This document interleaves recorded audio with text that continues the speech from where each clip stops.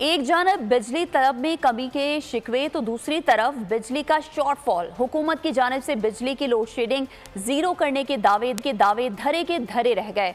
तलब ज्यादा है, फराहमी कम है, जबकि देही इलाकों में घंटों की लोड शेडिंग का आगाज। मुल्क में बिजली की तलब 22,200 मेगावाट तक पहुंच गई है।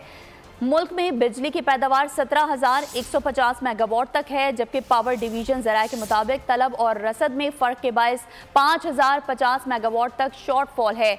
और ज़राए के मुताबिक शॉर्टफॉल के बायस देही इलाकों में 6 से 8 घंटों की लोड शेडिंग जारी है।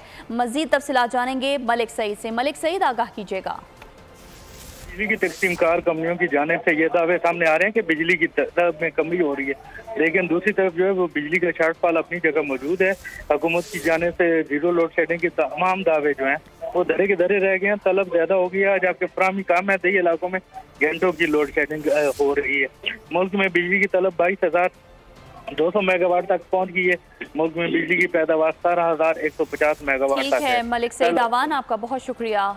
एक जानिब दर्जा हरारत की हिद्दत, दूसरी जानिब लोड शेडिंग की शिद्दत। खानपुर और गिल्दोनवा में गुज़िश्ता रात से बिजली की आंख मचोली जारी।